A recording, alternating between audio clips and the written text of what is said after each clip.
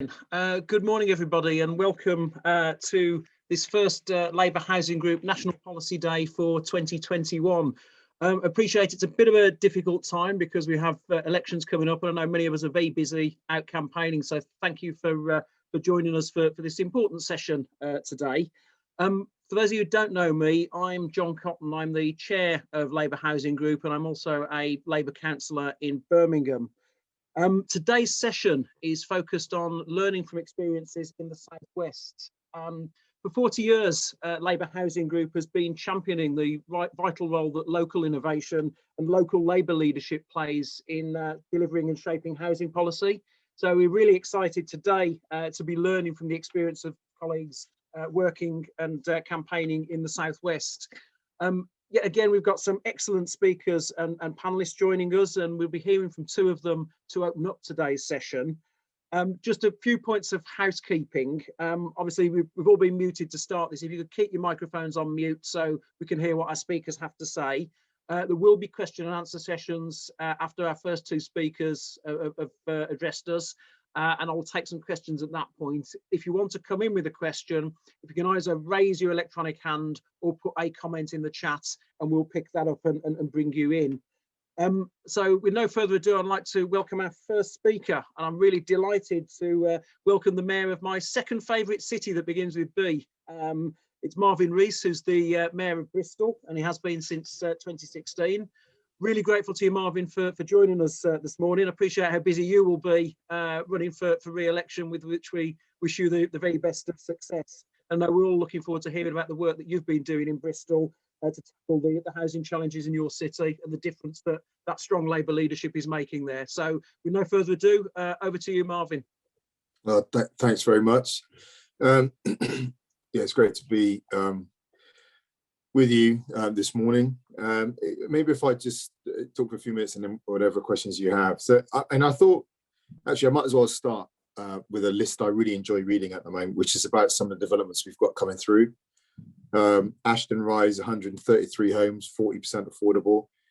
Hengrove, largest council housing programme in the city in decades, 1,450 homes, 30% affordable. Romney House, 250 homes, 50% affordable.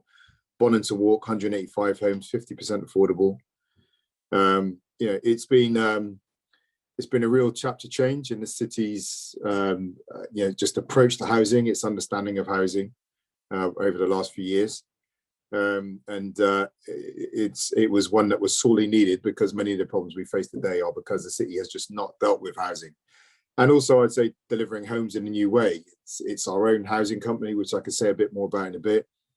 But we need the private sector as well. So it's about making sure our relationship with them is right and works for the city. But also we've a scheme in the city now called Bristol Housing Festival. A local guy, really good guy, you know, badge of integrity, committed to and really intrigued by modern methods of construction. So we've become known as a bit of a forerunner in MMC housing now. And we actually have Bloxsom here. It's the first major investment they've made, or the first investment they've made in the UK. 200 homes on Airport Road, off-site manufactured. So some really, you know, exciting things, and it's quite remarkable actually how that momentum feeds into the city spirit, just in terms of having cranes up in the city. I'm not saying everyone feels love, but nonetheless, it is something to see cranes go up in the city and building getting done. But also just those smaller opportunities to meet people. When I'm asked what my favourite part of the job is, you know, when I've been at a new house with a family that's moved in, I'm thinking of a family particularly in St Anne's. There was a housing a home that was there, fallen into a state of disrepair, empty. We knocked it down and we've built 13 homes on it. And I went there and visited one of the families there, and we visited a number of them. But their family had moved in from one of the tower blocks in Barton Hill. First time they'd had a garden, two young children, both under the age of 3. I just thought everything in that family's life has just gone in the right direction. Which speaks to the second point I make is about how we've framed the conversation around housing. And it's not just housing for housing's sake, as you all know. I mean, I'm probably just saying stuff you know and realise anyway. But it's housing it's housing as part of our broader approach to meet a wider challenge. I bumped into, it's nice to face the challenge actually of when you're trying to get homes built and people object to them. So it's not that people are having to campaign to get homes built now. We're running into people saying, well, we don't actually want the homes near us. And there's and if you'd just driven in Bristol down the A370, when you come in, there's a 1960s mess of road flyover, and it's at the bottom of the gorge.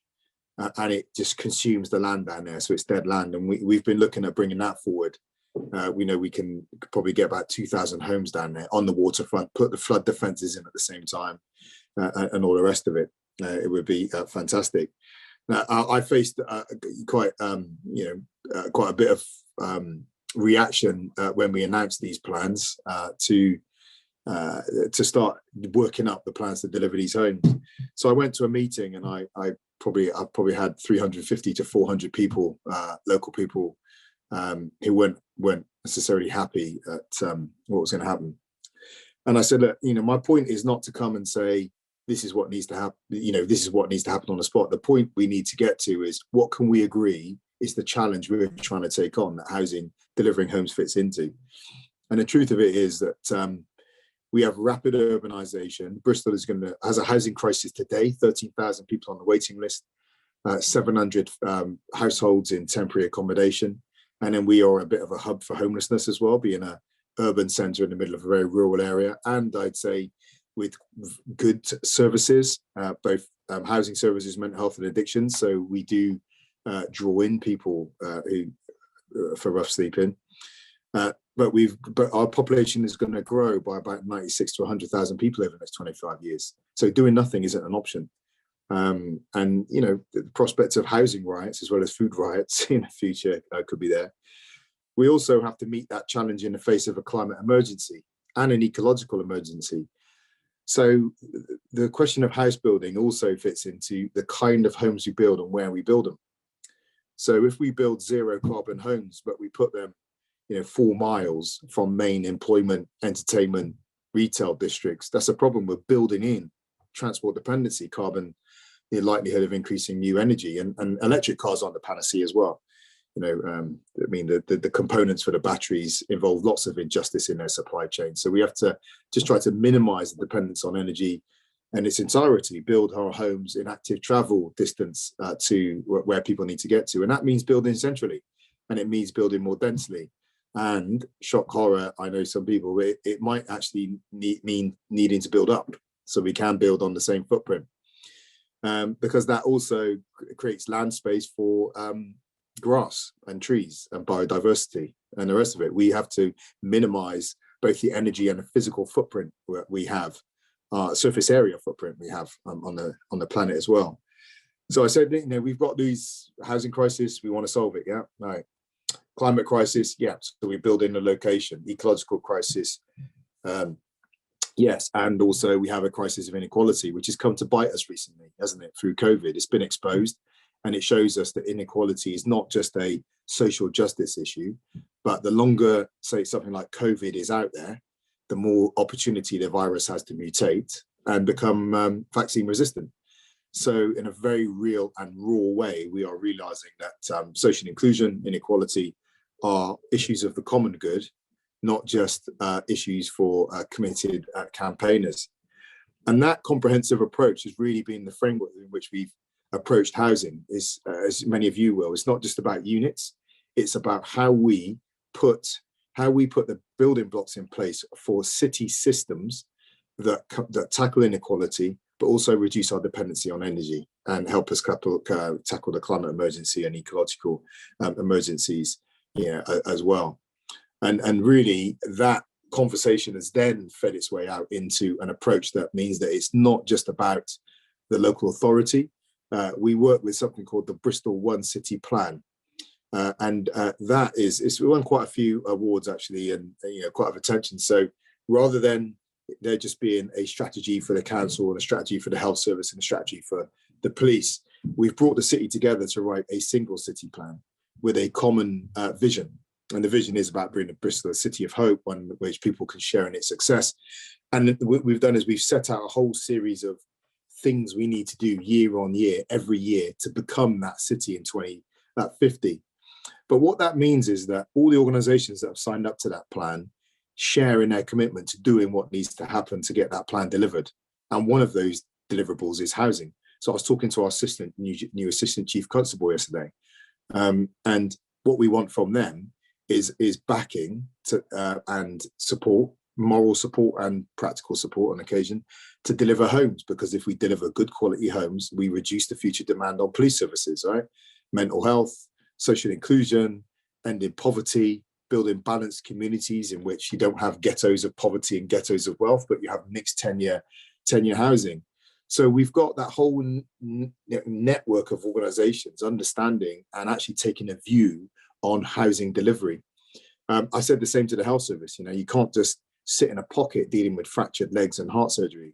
You need to speak upstream into good social policy that will reduce the demand on your services in the future. And that's what we are increasingly getting from our city partners. Very much an approach that comes from my background working in public health, actually, in which housing was one tool among many, and perhaps one of the most significant tools for tackling our wider social problems that we end up spending lots of money on. Which interesting is one of the reasons I argued the other day that we shouldn't talk about government spending, because many of the things that we spend money on in local government is actually an investment in reducing demand on public services in the future anyway. Improved well-being is an economic asset, an economic necessity. It's not a nice to have. But what have we done in Bristol to really try and unlock this housing? And I don't come from a housing development background, but there were a number of things we wanted to do that we subsequently did. Interestingly enough, one of the major developers in the city, housing association developers, when I met them before the election, they said the biggest absence in delivering homes in Bristol was political will, which struck me as remarkable. It's a small thing to have political will, but it's also everything. And what she identified was there just was not a political will. So we did two things after I got elected.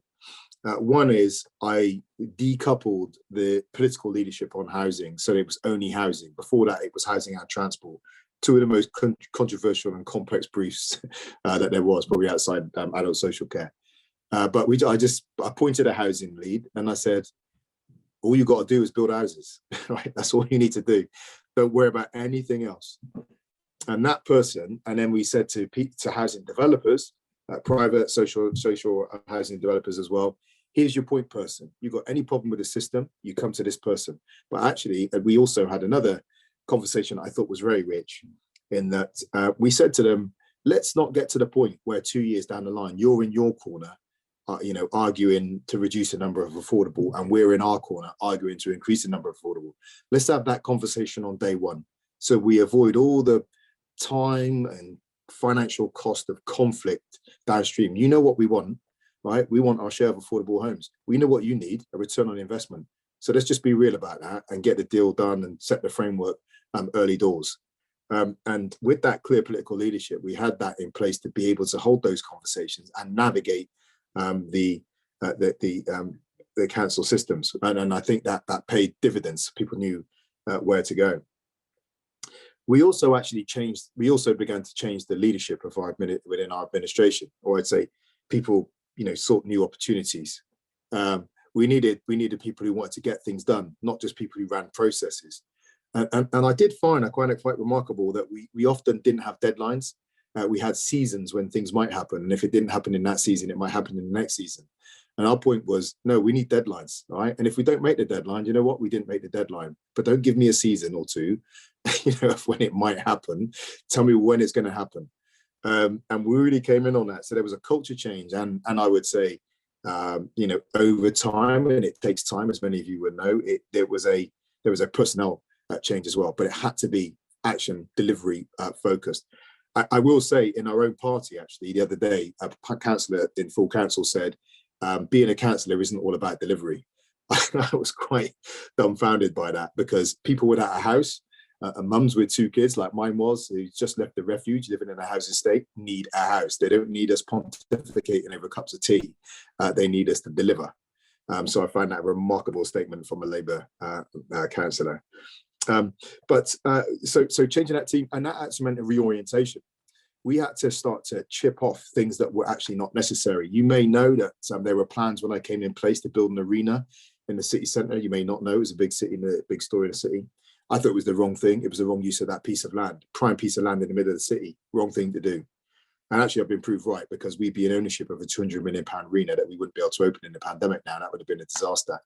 But anyway, we took the legal and planning firepower off the arena and put it towards housing, because the truth is all the energy of the city was being sucked into delivering an arena. So we just reoriented that.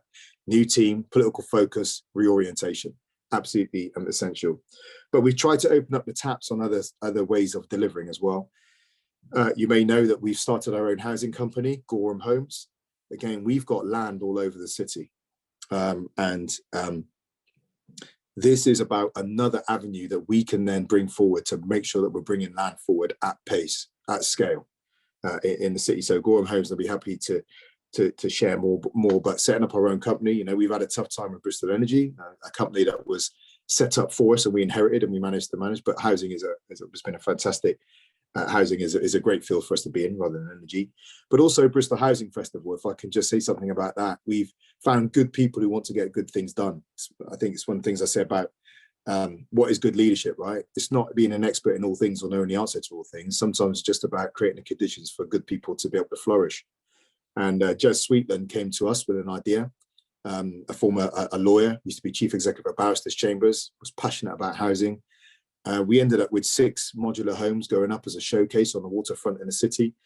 Before too long, well, quite quickly, I would say, we had Z-Pods, a scheme up above a car park in St. George's Park in Bristol. 11 units built on stilts. So the car park is still available in the edge of the park, but a partnership between us as owners of the car park, Bristol Housing Festival and the YMCA, homes for young people at risk of homelessness. Zero carbon, beautiful homes, 1 bed with housemakers in them as well.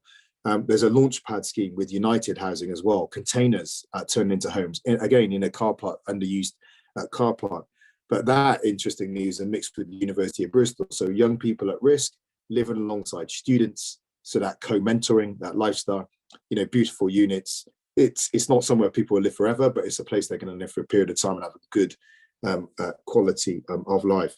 So I say opening up those 2 taps as well has also added to that kind of that culture of innovation and can do. And much of it is about the culture for us now. So we get more attention from Homes England. We sometimes wait a long time for them to make a decision, but they have been backing us, and other investors coming to us as well. So maybe that's enough from me. Major challenge in Bristol, but we are just trying to open up the taps of delivery, really. Marvin, thank you very much indeed. That was a really good exposition of the work that's taking place in Bristol and how you're facing up to those challenges. Again, thank you for joining us this morning. I know that we've got a couple of colleagues who've put hands up for questions. What I'm going to propose to do is take our second speaker and then open up a Q&A to both speakers at that point. But I'm noting your names down, so I will bring you in shortly. Again, thanks very much, Marvin. I'm going to go to our second keynote speaker to open today's session. I'm pleased to welcome Councillor John Bloxsom, who's a Labour member of Stroud Town Council with a long-standing record of campaigning on housing issues, including being a member of a housing association board and also of the party's South West Regional Executive Committee. And John will be talking to us about the South West region and its wider housing challenges. So over to you, John, and welcome. Hi, thank you. Greetings from Stroud, home of Extinction Rebellion. We're also pleased to be the only authority in Gloucestershire which has direct management and ownership of its housing stock. Professionally, I work in housing and regeneration as a community-led housing advisor, and I act as development manager for Community Land Trust in Oxford, and we're working on a backland development of flats in Oxford. So pleased to join this meeting, and also I'm a candidate in the forthcoming county council elections for Gloucestershire alongside our comrade, the former Labour MP David Drew, who is seeking a return to local government, both at district and county council level. He's challenging a Conservative and a Green, respectively. So that's going to be interesting. He's running against Molly Scott-Cato for Gloucestershire County Council. So we'll let you know how that goes. So challenges. So that's my background. I mean, challenges for the region, clearly. Pressure from second homes and holiday homes, which colleagues in other parts of the country experience. Issues around seasonality and low pay patterns. So very much two-speed economies, two-speed housing markets, and issues around rural isolation and social exclusion. In many ways, the dynamic of social exclusion in an urban context is geographic concentration. In many ways, in rural areas, it's dispersal. So providing services for people in need and housing for people in need is a greater challenge in a rural context. And there's clearly a desperate need, as they say in Royston Vasey, for local homes for local people. Shortfall of supply is a key issue, and a lack of affordability. There's a lack of strategic context because we don't have the infrastructure planning and enabling that we used to have in the past with the regional structures that used to exist. And I think the deal-based approach to devolution has been very piecemeal and has still led to things being very private sector led without coherent overall planning. I looked at some of the key stats for the region in preparation for this. The latest Home Truths report that National Housing Federation produced said there were nearly 50,000 second homes in the region, 20,000 long-term empty properties, average house prices 290,000, but a big range within that. So that 290,000 masks a big differential. I looked at the league table, and the top of the league table was Cotswold District Council, which was over 420,000. Bottom of the league table was Plymouth, below 200,000. If you look at private sector rents, you've got a similar differential. Top of the league table for private sector rents was Bath, and again for rents, bottom of the league table was Plymouth. So there's big differentials between local authorities. There'll be big differentials within those local authorities as well. So different challenges in different parts of the region. So far as the most rural areas are concerned, then there's a need for the development of rural exception sites. So that's land where development wouldn't normally be permitted, and they're normally small scale schemes. So the challenge is to deliver those. My association delivered one recently, and I think it was only 8 units in it in a small village, Henry Hook Close it was called, named after a hero from the Boer War. Apparently, he was somebody brought up in that village, and it was a really small scheme, but apparently it turned out that those were the first houses of any kind that had been built in that particular settlement for over 60 years. So for that particular community, something that was really important. So those schemes are important, but they're small and they take many years to bring forward. So typically 6 to 8 years to bring an exception site forward from inception to completion. So much longer than you might expect in a urban context. And the last thing I'd mention would be need for more community-led housing. So I'm going to join that workshop later on. That sector needs to be enabled in order to deliver at scale. So I'm looking forward to the workshops. I see we've got stuff on tackling second homes, housing revenue account issues, community-led housing, so I'll join that, income inequality and its impact on women's housing access, and something on remediation and retrofitting of existing stocks. Are all really important topics. So I'm looking forward to those, and I understand that the intention is to try and use this event to provide some kind of platform for the formation of a Southwest Labour Housing Group branch. So yeah, I've joined up, so I'm looking forward to doing that. And I have been aware of it in the past. I used to work with John Perry years ago, so I've been aware of the work of the group on and off. But I think working with Thangam and other colleagues in the Southwest would be a really positive move. So I'm looking forward to what comes out of this morning. Okay. Thank you very much, John. That's a really useful overview, and best of luck with the upcoming run for Gloucestershire County Council as well. I'm going to take some questions now to both of our keynote speakers. A number of you already put your hands up, so just so I can try and get as many people in as possible, if you can keep the questions short and succinct. So I'll call you up in the order I've got in front of me. So first of all, Joe Lavis. Hi, thank you. I've got a question which is specifically for Marvin, although it crosses over into some of the things that John touched on. I'm aware that Bristol City Council are using the Social Value Act very effectively in terms of disposing land for affordable housing, particularly community-led housing. And I just wondered if there are any lessons or advice that Marvin would offer to other local authorities who are looking to use that mechanism as well. Thank you. Oh gosh, I suppose. Yeah, over to you, Marvin. All right, it'd be difficult to know. I mean, I don't know if there's any kind of generic advice. We did do a lot of work with our social value policy when we first came in and rewrote it and got a lot of buy-in to it, and of just being clear up front, you know, about what it is. But I'm sure we'd be really happy to speak to you if you know, about your particular circumstance, and if there was any crossover, any particular challenges that you had, we'd be more than happy to share.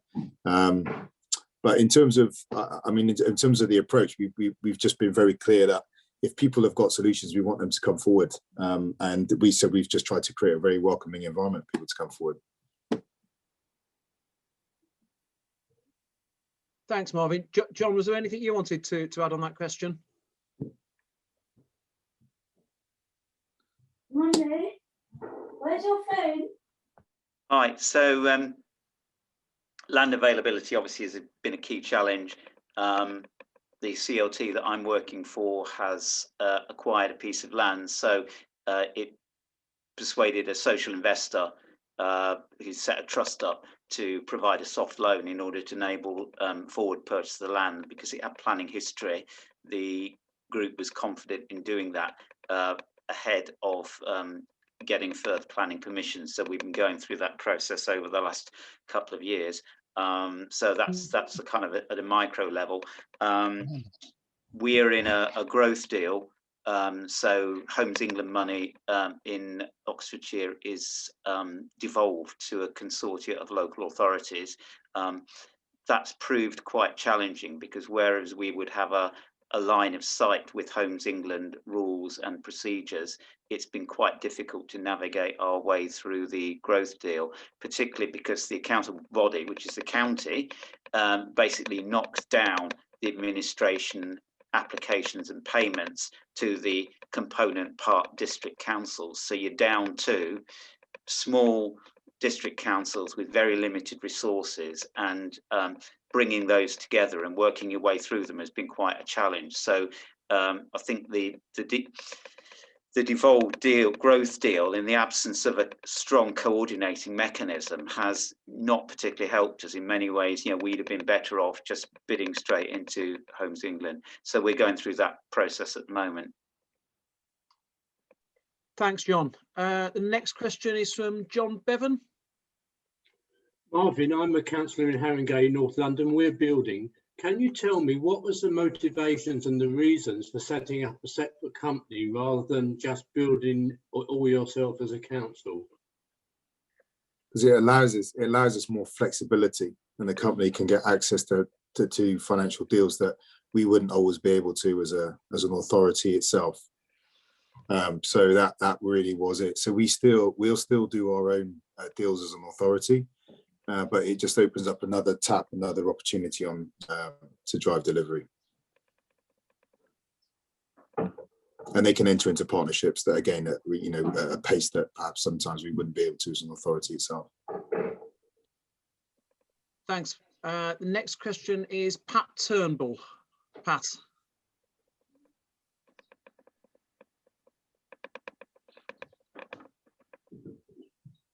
Sorry, just had to unmute myself.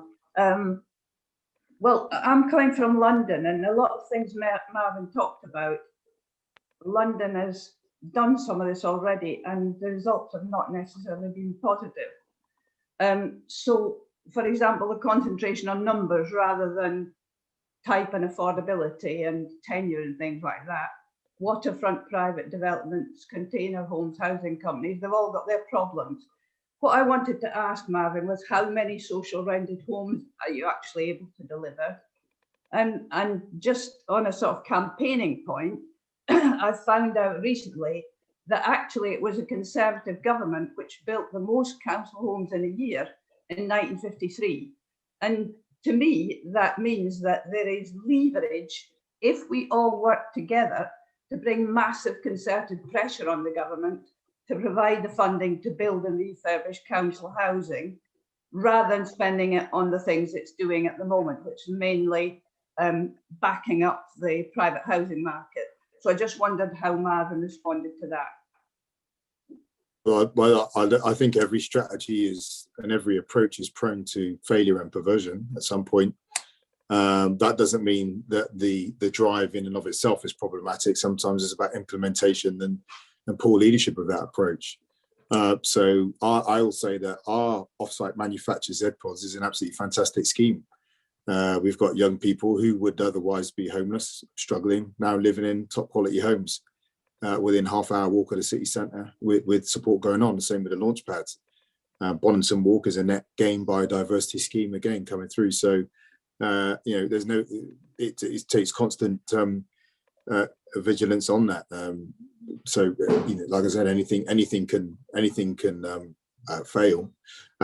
Sorry, I forgot the second part. So he's talking about the potential of existing tried methods failing. To me, that I don't know what to say about that. Really, it's a leadership approach, because you don't walk away because someone else got it wrong. Like I say, it could just be poor in implementation, but we've been getting pretty good results. Oh, and our share of affordable, that depends on the scheme. It depends on the deal we could do, doesn't it? And how much money we can put into it as well. So, as I said, on Ashton Rise, we got 40% affordable. On Romney House, we got 50% affordable. On Hengrove, we got 30% affordable. That's all about how we can do the deal. What I would say, one of the points I often make just about austerity is, it's very easy to get protests for public toilets, parks and libraries, but no one ever campaigns for lawyers and planners, right? And yet it's our lawyers and planners that go into those negotiations, and often we're outgunned, right? You hear these notorious stories about big corporations going in with 200 tax accountants and running roughshod over a government department with 5. This is where our political campaigning has to be, get into the unglamorous area of saying, actually, we do need accountants. And if I'm going to go into battle with a big corporation, I'm going to want an accountant that has earned the right to ask for a lot of money. Not that I want to pay him a lot of money, but I want the top class, I want the one who's going to get me the best deal. Sometimes our conversation around who we recruit and how much we pay them is kind of in that public realm, without realizing that I want the best players on my team to make sure I get the best deal when millions of pounds are moving around for these developments. It's just, I think it's just, what we can get in the fight, and every development in of itself is its own separate fight at the moment. Okay, I'm going to go to Ben Clay. Ben? Thanks, John. Thanks to both the speakers. I'm a councillor in Manchester, and we have some of the challenges I'm sure Marvin will be familiar with. Be very grateful, Marvin. First of all, we've just talked about what sort of homes you're building and affordable, and obviously mentioned before by the question of social rent.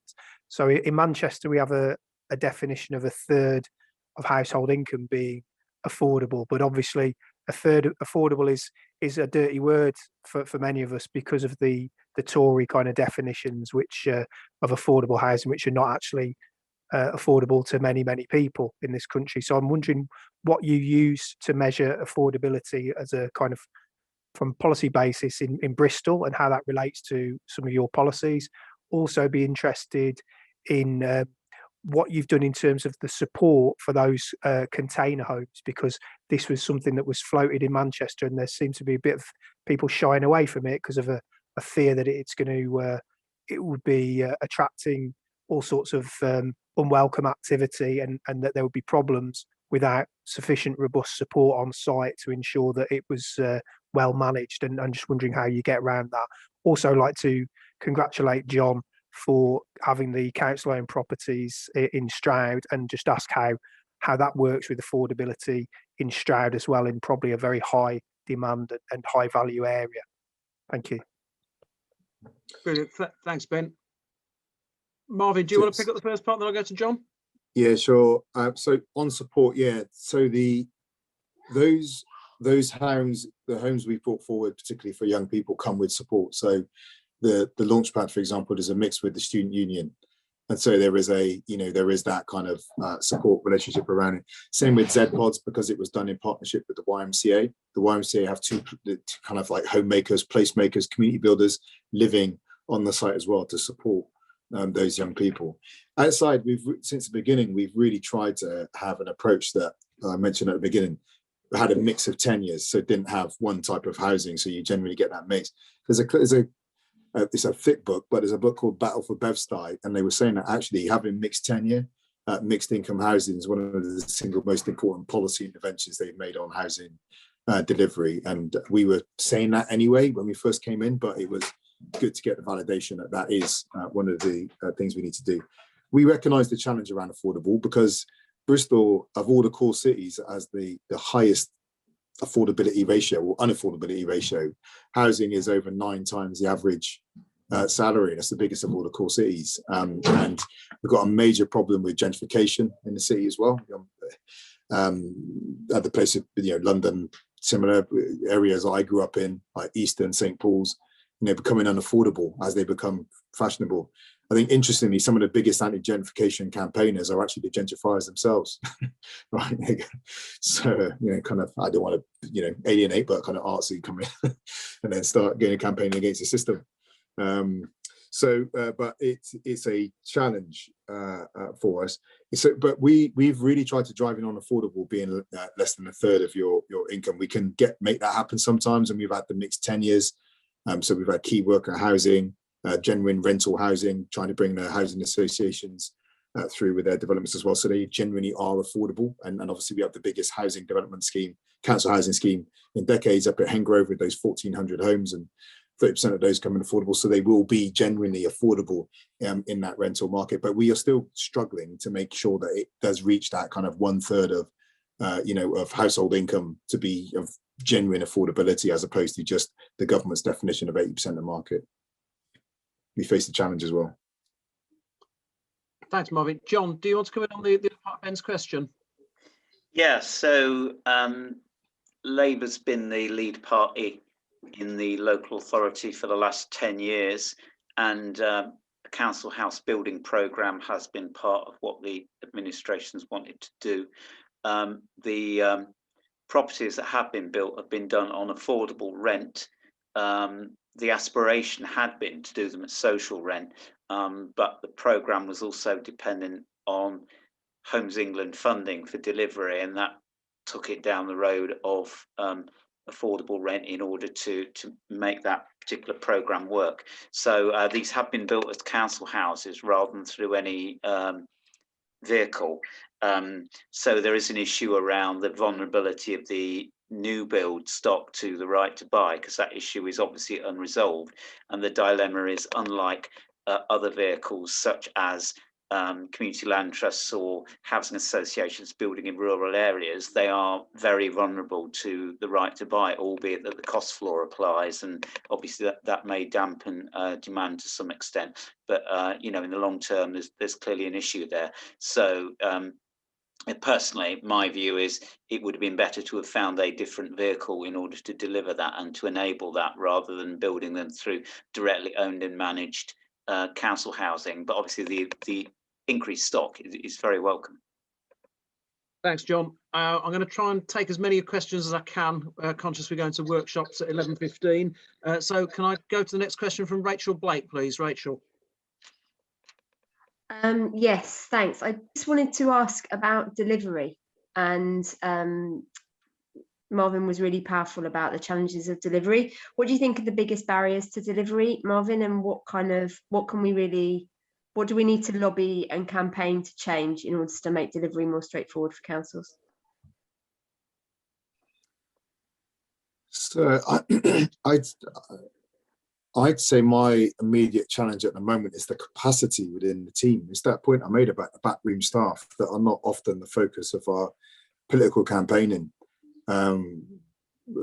We've recently had to go through an exercise with our internal team of prioritization and deprioritization, and we'd obviously be able to have more priorities if we had more capacity, and that's across the whole piece. House building, employment, land, major regeneration, the roads. We're a harbour. We have a harbour. We have harbour walls they're falling in, and that whole team gets stretched across so many needs. So it really is about capacity for us at the moment.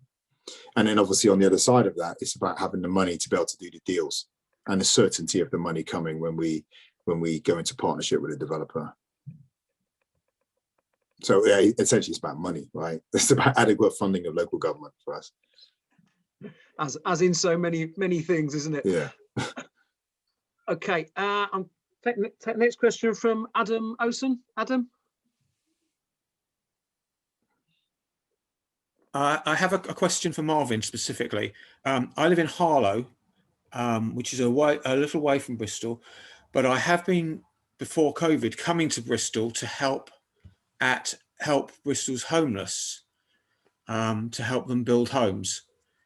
You mentioned that Bristol's a hub for homelessness, for people living rough, and it also affects police services and health services and all the other things you mentioned. And you mentioned you have land all over the city, and all Help Bristol's homeless need is bits of land temporarily for a couple of years while they're not being used. And they seem to be a neglected resource. They are, in my opinion, the best rough living charity in the country because they're doing the whole job. They give support, they build homes, they work with people, they give people skills. And they seem to be in Bristol a completely neglected resource. And I'm genuinely curious as to why. Is that Jasper? Yeah. Jasper's not neglected. I was on the phone to Jasper just a couple of weeks ago. So that's I think, dare I say, that's a little bit of misrepresentation. It's not neglected. What we've actually got the chief exec of Gorham Homes to talk to Jasper the other day and made sure it happened, so that as we look at the pipeline of developments coming through for Gorham Homes, we can coordinate that with Jasper, that before that land comes forward, he gets access to that meanwhile you sell that land. So those conversations are happening right now proactively. We made that happen from my office. Thank you. I might be a little bit behind the times. All right. But no, I've known Jasper. Jasper's been a known guy in the city for a long time, and I've known him myself for quite some time, for obviously more since I got elected, certainly for what he's done through Help Bristol's Homeless. But no, we see him as an asset, and we want to make sure that asset is part of the city's response to rough sleeping and homelessness. Great, thank you. My apologies to the remaining colleagues and comrades who've got their hands up. Unfortunately, we're going to have to close this session now to go to our next session of workshops. But can I thank both Marvin and John for their contributions this morning and their answers to the questions. I know it's very difficult to give a round of applause to speakers in this Zoom-based world, but I'm sure you'll all join me in giving them a virtual hand.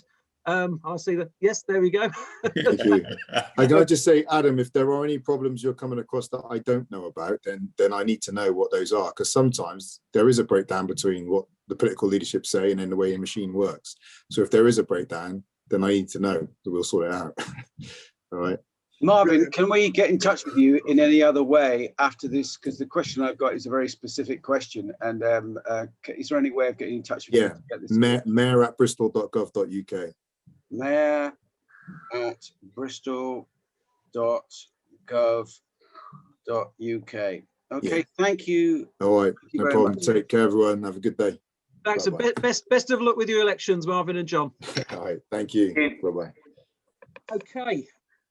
we're now going to go into our workshop sessions. There are 5 workshops in all, which I think you've all chosen in advance of today's meeting. Just as a reminder, they're on tackling the scourge of second homes, the shocking story of housing revenue account deficits, addressing housing need through community-led housing development. The 4th one is on income gaps, the effect on women's access to homes and on domestic abuse. And the 5th is on remedying and retrofitting poor quality housing in all sectors. Now, I think David is going to work the IT magic and disperse us all into our breakout rooms for the workshop sessions. They will run till 12, then we'll take a short comfort break and reconvene in a plenary session at 5 minutes past 12 for some feedback from each of the workshops. So I'm going to hand over to David to press the big red button or whatever it is he needs to do to put us into our workshops. Welcome back.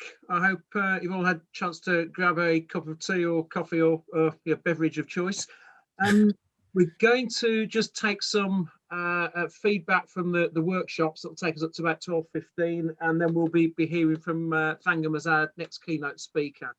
So I'm going to call the workshops in the order they are on my agenda. So the first workshop was on tackling the scourge of second homes. I'm not sure who's going to feed back from that workshop, but if I could ask a colleague to just give us a few highlights. Yeah, it was down to me. On the agenda it says chairs to feedback, but if Cornelius or any of the other people want to, if I miss anything, do step in.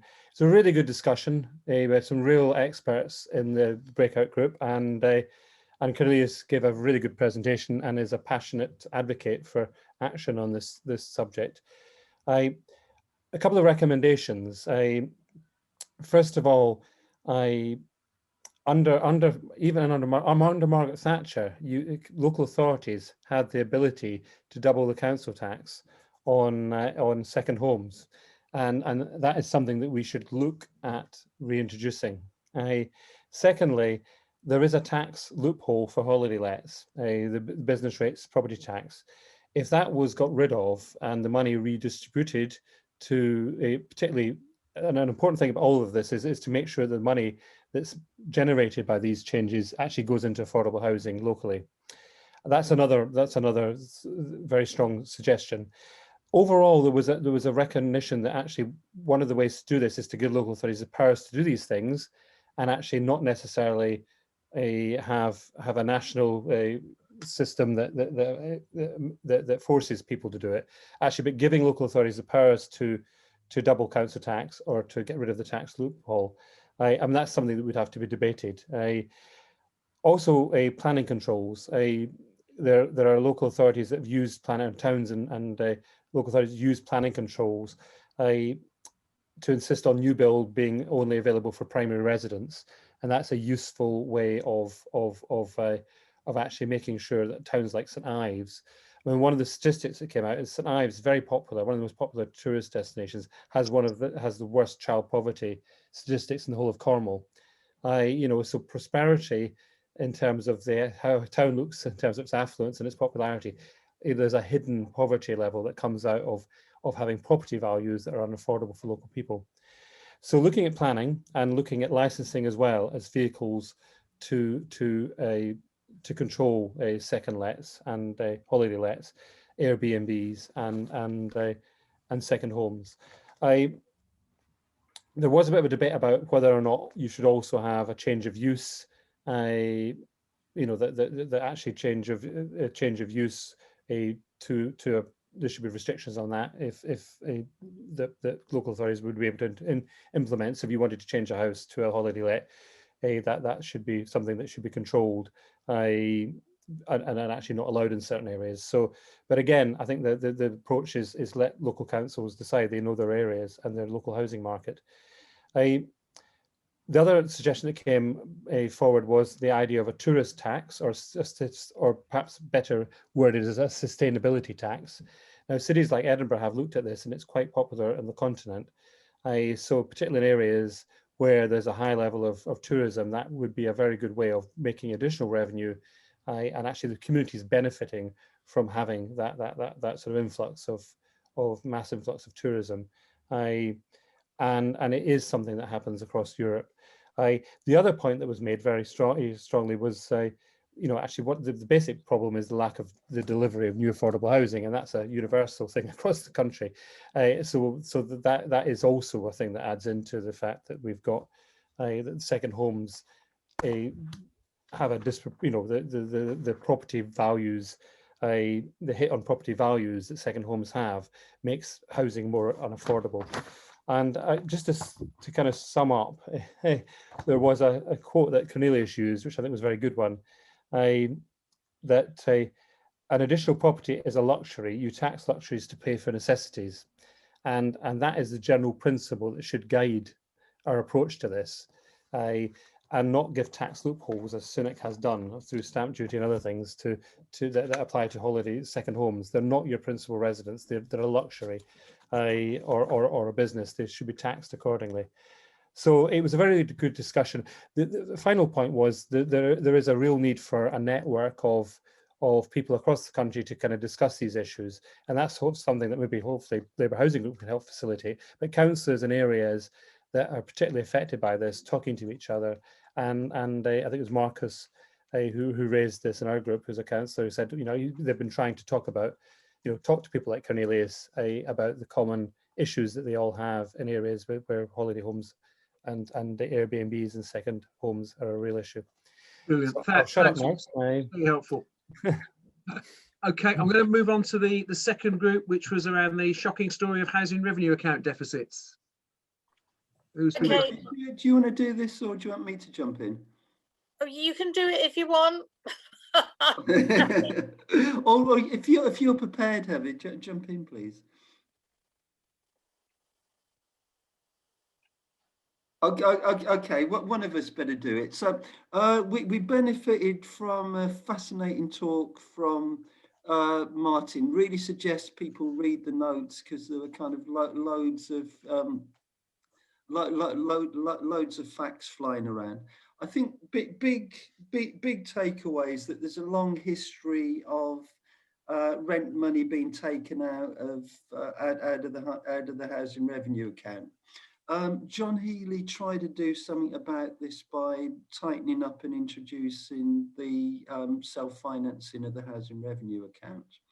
So it was John Healey's idea, but it was actually introduced by the Conservatives, who loaded more debt on the local authorities.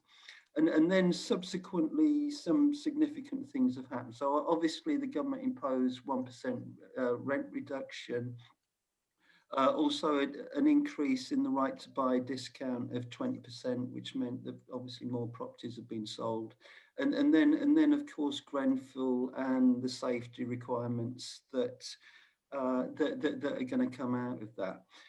Martin talked about a clause in the legislation that could trigger a reconsideration of the overall level of debt if there have been significant changes, and clearly there have been some very significant changes. So Martin was making a strong case that we as the Labour Party ought to be trying to trigger that reconsideration. The second thing is that the Conservative Council dominated LGA have been arguing for 100,000 council houses. And given that we've got a government majority of 80, that strategically kind of makes lots of sense for us to kind of get behind that demand. But absolutely impossible to do justice to a really kind of fascinating talk in 2 minutes. Thanks, Andy. Group 3 was looking at addressing housing needs through community-led housing developments. Yeah, so I'll be really quick. So we had a great presentation from Steve, the CEO of the Bristol Community Land Trust, and what really stood out for me was that they had built up a really good working relationship with councils and with the mayor, and that in turn had helped enable more projects, particularly when it comes to land. So one of the conclusions I took is the more involved a local council is with the enabler hubs for community-led housing, then the better the projects are. So some of the issues we discovered were that really community-led housing is not well known enough across the country, although it's a very significant part of a response to the housing crisis. It's still a very small part, and there's lots of potential, and it could be a lot bigger. And people can join CLTs and they can get involved. So, you know, another conclusion I've taken is that I encourage everybody to get involved. And we also saw that in rural areas, more rural areas, that it's a significant counterweight to the problem of NIMBYism, as in not in my backyard. So if the more the community can get involved, the more supportive they are of development. So yeah, the kind of major conclusion is get involved in your local community housing hub. There is a need to increase the funding longer term for enabler hubs. So that's something that we as Labour Housing Group can campaign on. Great, thanks, Nick. Group 4, we're looking at income gaps and the effect on women's access to homes and domestic abuse. I'll give the feedback, John. Thanks, Rachel. So we had absolutely brilliant contributions from Denise Fowler and Nikki Spear, and they set out the disproportionate impact of housing inequality on women, Black and Asian women specifically as well. If you are struggling to get genuinely affordable housing and a woman, you'll be waiting for longer in order to get access to that housing. We heard about the larger income gap in the southwest region, where women earn a third less than men. We heard about the frequent tactic in domestic abuse by male perpetrators to refuse to take their name off joint tenancy and bank statements, and the horrific experiences that women go through from male perpetrators, and how male power is used in order to prevent women from getting that access to the housing that they need. We talked about the low availability of refuges and the urgent need for real investment in that, and acknowledged the tragic circumstances that so many women face. The Women's Housing Forum hasn't yet completed a response to the social housing white paper, but we talked quite a bit about local connection rules and acknowledged the role of local connection as a principle in some settings, but that it was a real barrier now for women getting the housing justice that they need. We heard about the London domestic abuse reciprocal as an example of best practice, where housing associations, and I think some local authorities, but I can check, are able to use their voids and actually to reciprocate how you might use a void in order to support women into a new tenancy. There was an overall acknowledgement that we needed more social housing overall, and there was a particular comment about the perverse outcomes of requiring that Section 106 properties are only available to those with a local connection. Again, noting that the local connection is probably established through the Section 106 arrangements through good reason and understandable principles, but the barriers that then creates for women to actually get the housing that they need. And I hope I'm doing justice to Denise and Nikki's excellent presentations here. There's some really important figures in there that we're definitely going to share in our policy write-up. In terms of three things that I think we talked about, the three ideas, is to do more understanding of policy work on local connection and the perverse outcomes of it, the Southwest Housing launch, and then the developing the concept of housing as a human right. Brilliant. Thank you, Rachel. The final group was looking at remedying and retrofitting poor quality housing. I think, Paul, you've already put some comments in the chat about this, but is there some? Yep. I can just basically read it out, but it's everything we've got there. So our points were that retrofitting is an efficient way to meet housing need, but it's practically difficult to deliver. that an aspect of this is that a national strategy is needed to tackle severe skill shortages. And this was very much people saying you can't possibly have a strategy that's done on a street by street basis, and that there are issues that require that national approach. A positive point was that Manchester is piloting a skills register to help address this.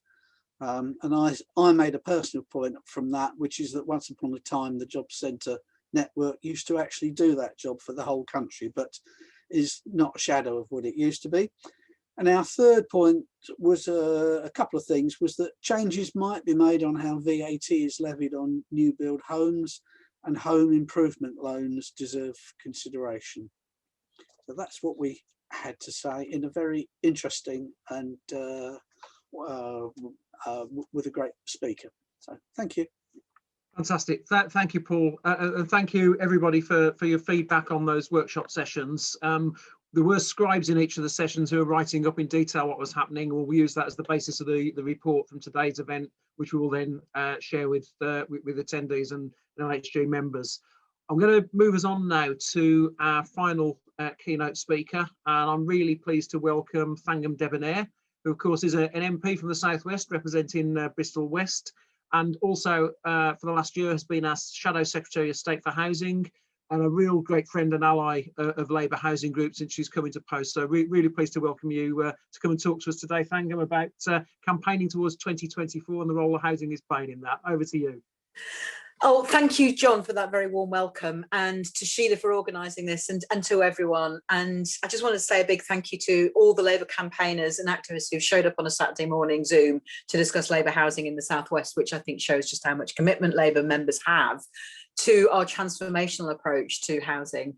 And I hope that all of this energy, quick plugs straight off, is going to get translated later on today or tomorrow into making calls on dialogue, so we can actually start translating some of this into votes, because we need those Labour councillors across the region. We need to re-elect Marvin as Mayor of Bristol. We need to elect Dan Norris as West of England's Metro Mayor. And that could make a transformational difference even under a Tory government. And it's been really great hearing from speakers, and the details from the workshops. I've been taking notes with my trusty pen and my trusty notebook. And I have to say right from the off that it's been the pleasure of my life to be working with the Labour Housing Group, but also the other fantastic Labour campaigning groups, such as Labour Campaign for Council Housing, Labour Campaign for Homelessness, and also Cllr, the environmental group, and also Labour Coast and Country, which is critical, and particularly for us in the Southwest. If we're going to win enough seats to make a government, we need to win back in Coast and Country. So I think Marvin raised some really good points that are going to help us as we go into the local government elections. I just wanted to support the fact that he pointed out there's a difficulty when the big developers have the big lawyers and the big accountants, and we just don't. Nobody's going to march for a local government to have more big developers and more lawyers and accountants, but it is an issue. I also wanted to say something about women, because this week there's been a rightful focus on actions against violence against women and girls. That's where I spent my adult life before I became an MP, as well as being trained to be a musician. I actually worked in violence against women and girls, and latterly in work with perpetrators. And I'm really regretful that I couldn't join the workshop with Denise, which sounds great. I'd also reference other pieces of work on women in housing by Women's Budget Group and Women's Housing Forum, who've identified the gap and how the income gap that women experience translates into a housing gap. But I just want to add on top of that, that it's inequality in income and housing security. Both of these are both a cause and a consequence of violence against women and girls. And fear of street harassment and street assault is also a major factor in women's choice about where they want to live, but it's not always one they can make because of the unaffordability, particularly in cities. So think about a nurse that I know who's trying to make a decision about where to move to that she can walk to safely from local transport after a late night shift. And that is really restricted by the high rents in the private rented sector. So we're going to need to address the gender gap in wages, but also in savings and in pensions if we're going to address the housing gaps and if we're going to really tackle violence against women and girls. So what else do we need? Others in the workshop feedback have said housing should be a human right, absolutely, but it's also meaningless unless that housing is truly affordable, it's good quality, it's secure in tenure, it's part of a community, there's access to schools, transport, shops, work and open space. In other words, it's not a house, it's a home. And we've got 4.8 million homes shortfall. And we know that that was a shortfall in 2018. So that's likely to be even higher now. And that's because there's added to that, there's insecurity, expense, and there's problems with safety, as we all know, post-Grenfell. But actually, I think many people knew that post-Lakenhall house fire, which was in 2009. We've also got a climate crisis. And the COVID crisis exposed what was already wrong in the housing system, and it made it worse. So when you have high rents and poor quality housing in the private rented sector and insecure tenure, you don't have things that are called homes. You have places that people can't isolate, can't afford to pay the rent on as soon as there's an income shock. You have people who have poor ventilation or damp that is really counterproductive in a respiratory illness pandemic. You have first-time buyers who've been priced out of the market or who've been stretched on high payments and are therefore also vulnerable to that income shock. And you've also had the removal of Labour's net zero housing standards. And for those who don't know, that's critically important if we're going to tackle climate change, because housing is actually 14% of our carbon emissions. So how do we know that the Tories are failing us? Well, let's just follow where they go. In the budget and the social housing white paper, they were really remarkable for saying absolutely nothing about how to boost council housing stock. And we all know that that 4.8 million homes shortfall cannot be addressed without a significant investment in council housing. We're going to need a lot more council houses. And as others have said, local government association, but also the Confederation of British Industry, the TUC, Shelter, any number of organisations, as well as, of course, the Labour Party, are calling for council housing as a massive part of how we sort out our broken housing system. It also didn't address the lack of skills and apprenticeships, those shortages that we've got in critical areas for building the homes of high quality that are carbon resilient, carbon emission, that are reducing carbon emissions and are climate resilient. The planning proposals that they bring in, they benefit big developers and really nobody else. And in terms of climate change, this government seems to be watering down action at every stage. Now in the southwest, obviously flooding's been a big issue. That's a climate change issue. It's not going to go away by ignoring it, but we also have the problem of overheating and poor ventilation. It's not being dealt with by current planning reforms and retrofit. And in fact, the green homes grants have fallen into real disarray. With an awful lot of people, including people across the southwest, not getting the funding that they were promised or that they were led to expect. In terms of building safety, your home should, of course, be safe. But unfortunately, after Grenfell, and as I said previous to that, the Lakenhall House fire, we've got government ministers who can say one thing: residents shouldn't have to pay for fire remedies to dangers that they didn't know about. And of course they shouldn't. And they also shouldn't be left to live in dangerous housing. And they also shouldn't be left to live in that housing which is both dangerous, and they're having to pay for these things called waking watches, which is just an atrocious amount of money being thrown after a dangerous home, but also higher insurance costs and unable to sell or move on. One thing I'd ask everyone on this call to do this weekend, please write, if you have a Tory MP, please write to them, asking them to protect on Monday, when the fire safety bill comes back to the Commons, protect the amendment tabled by the Bishop of St Albans in the Lords. That was an amalgamation of a Tory backbench amendment and a Labour frontbench amendment that would remedy not everything, but it would go a long way to helping people who are still living in dangerous homes and are really blighted by this. So please write to any Tory MP. And then to finish on campaigning. We've got a campaign on our housing policies because they're generally well liked, but unfortunately, people don't yet believe that we can achieve them. Now, that's not just about trust, although that is an issue, but it's a general sense that many people have. When I'm talking to people around the country, people have this feeling of despondency that whilst they feel that the housing system is broken, for many people, they feel it just can't be fixed. So we've got to give people hope that it can and show people that we know how to do it. And the call today, this morning's work and discussion has really shown that we do know how to do this. So I'm just going to, before I move on to close, I will come back to the amendment. I've just seen that pop up in the chat. We're already winning both the argument and, more importantly, we've actually got the government to commit resources for leaseholders to a certain extent.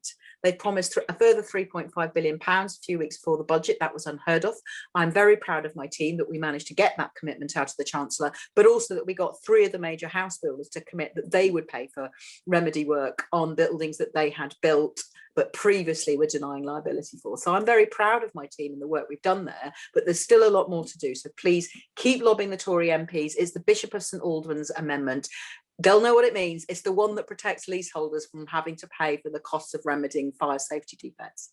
In Parliament, how I can contribute to our campaigning is to scrutinise and continue to expose these Tory failings across every aspect of housing policy, and to provide campaigning material for us to use.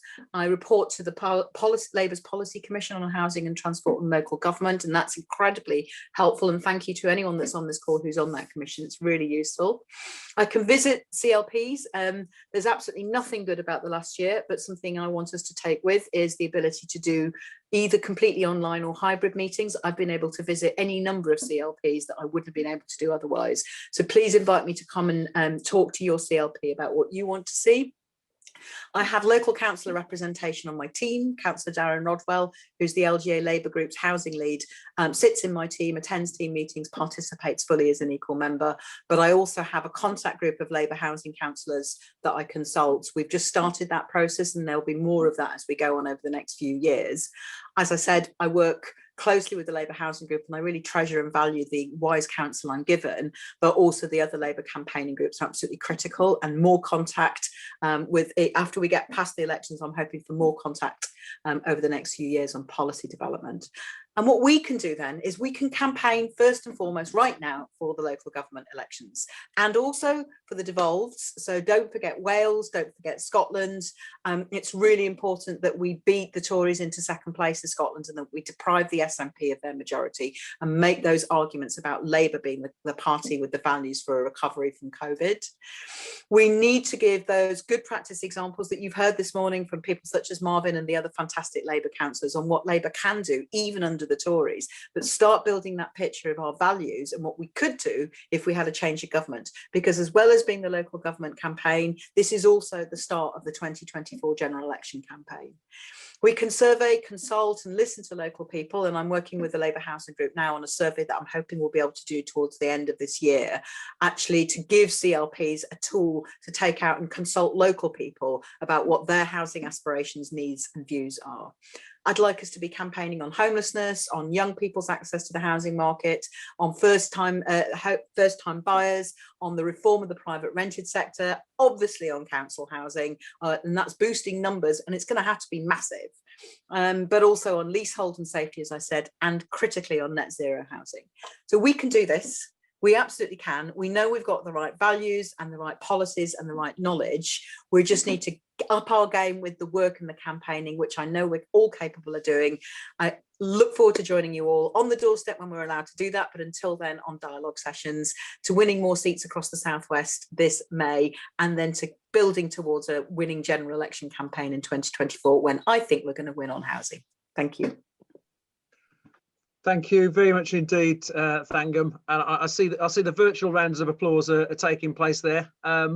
But thank you very much. And yeah, a pertinent reminder of the need for us to be out on dialogue, certainly at the moment, making those phone calls and getting those votes out for May. Just before we head to hit the phones, I think we've got time just for a couple of questions before we bring today's session to a close. So if you could raise your electronic hands and I will bring you in if you've got a question. I see Jonathan Walcroft has got his hand up. So Jonathan, would you like to put your question? Thank you. And thank you, Thangam, for your talk. I want to follow up on what you said about young people. It seems like people of my generation, people I went to school with, people I went to university with, there's a pretty strong fatalistic aspect about housing that I think most of us don't believe we'll ever be able to live in the areas we grew up in. And this is despite the fact I think most people think the system is broken. I don't think people think it can be fixed. So how do you think the best way of convincing people that it can be fixed and getting past that despondency you mentioned, that kind of fatalism is? Because I mean, it is a winning issue, but how do you think we can translate that into a winning issue in 2024? Well, thanks, Johnny. And first of all, I just need to say congratulations on the work that you're doing to help get Dan Norris elected so we can get a West of England Labour Metro Mayor. That'd be absolutely fantastic. But I think you pointed to something which is a real issue and a real concern for me. I know when I go around and talk to young people and they tell me what they think their most important issue is, they will tend to tell me it's climate change. But if you keep talking, they'll also talk about their feelings of, as you say, fatalism about the housing market. And I think that that cuts across whether they want to own or rent their own homes. And I think that matters because where a lot of young people live in the Southwest, as you say, who want to grow up in they want to continue to live in the place they grew up in, they're not going to get on a council list anytime soon. They're not going to be able to afford the private rented sector, and they're not going to be able to afford to live in a home of their own. All three of the major housing tenures are denied to most young people, with the result that they're left in poor quality housing, multiple occupation, or living with parents, or a really uneasy combination of those two. And many will just simply move. And I find that really problematic. So I think there are some things we could do. And one thing I'd like to do, perhaps with you or anyone listening on the call, I'm really keen to talk to young people. And by young, I'm old enough to be having my vaccine this week. So I do actually mean anybody sort of quite, including late teens, 20s, and probably early 30s as well, who have housing aspirations, but maybe have that feeling of despondency. I don't think we were actually able to talk to those young people in clear enough ways. If you would like to arrange, any CLP would like to arrange that sort of contact group or a consultation group with young voters in your areas with me, either in the run up to the local elections, if you think that would be helpful, or beyond that, I would really like to do that, because I think the way we can do it is to tie up the idea of jobs, because young people have been served really badly by this government on jobs and their future employment, particularly after COVID, about the reskilling that needs to happen, about the focus on climate change. I think harnessing young people's climate change activism into our desire to build good quality homes that are actually climate resilient. I think there's ways of doing it, but I think we could start by listening to what young people are telling us. And you told me that, and I hear that, but I think I also want to hear from a range of young people who maybe don't yet feel that politicians are listening to them. And I think we could do that really well together. So thank you for raising it. Thanks, Thangam. I'm not seeing any other hands going up for questions, but I see that Lucy Naylor in the chat has said, can you point them towards some Bristol phone bank target groups that need help? So I can tell you, Lucy, that the Labour Southwest sent out email yesterday with a lot of links to a lot of sessions. So Jess Phillips is coming to the WECA phone bank session tomorrow morning. If you want to join that phone bank, if you're already familiar with Dialogue and you want to get on and you know how to do it, and you want to get on at different times other than Zoom, and I say that to everybody, anyone can log on to Dialogue anytime. It's usually best to ask your regional officer that usually works with your area, which are the target areas. But also come and join one of the Zoom sessions, because then there'll always be someone like, say, Johnny in WECA, but others across the region, who will say to you, we'd like you to target this area today. So do come join in. Maybe, Lucy, if you want to join the one with Jess Phillips tomorrow morning, I think it's at 11 o'clock, have a look in your inbox for an email from Labour Southwest. And if you can't see that, then drop me an email and I'll see if I can forward mine on to you. Thanks, everyone. Right, I've just seen a couple of hands pop up, so I'll take one more question before we bring things to a close. So sure. I'm going to go to Martin Wicks. Martin. Hi, Martin. Hello there, Thangam. All right. Just seeing that talking right to buy receipts here. Yeah. The government is proposing to change the situation from the 1st of April, where essentially they're going to be stealing right to buy receipts. So instead of the money going towards building council housing, it will councils will be able to use it for first, what do they call it, first home, and also and shared ownership home. Looking forward to you making a lot of noise about this, because they're stealing our money. Mm-hmm.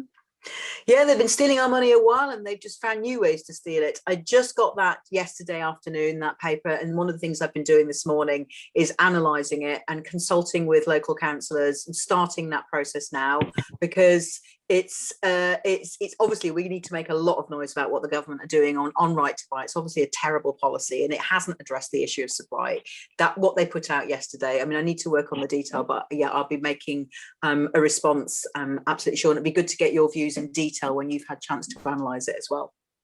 Okay, cheers. Brilliant, thank you. I'm conscious of time, colleagues, so I'm going to suggest that we bring today's session to a close now. I'm sorry to those who have not been able to bring in with questions, but I'm sure we can pick some of those up offline and over the coming days and weeks.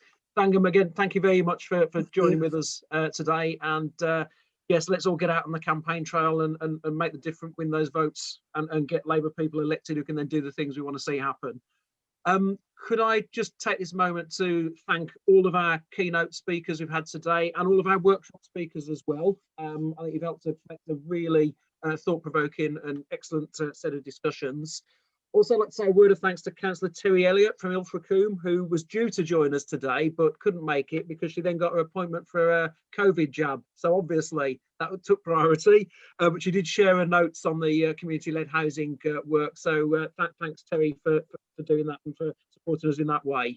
Also, a very big thank you to David Shields, who's been the technical wizard who's been making all of this happen this morning. Getting us into our workshops and back into our plenary sessions and ensuring everything ran smoothly. So a big thank you, David, for all your work on that, and also to everybody else on the exec who's helped to organise today and make it happen. Just as John Bloxsom mentioned earlier, we are looking to launch a Southwest branch of Labour Housing Group, and the launch event for that will take place on Tuesday the 18th of May, starting at 7 p.m, and that will be on Zoom. All of our members, current members in the Southwest, will have been invited, but if you're not an LHG member yet, if you're not, why not? I'd like to know. But you've still got time to sign up, and also constituency parties and trade unions can join too for the sum of £30 a year. If you want to sign up or you want to encourage a friend or colleague to sign up, please go to labourhousing.org.uk, where you can fill in the membership form, and you can also find out about all the other stuff that Labour Housing Group gets involved in.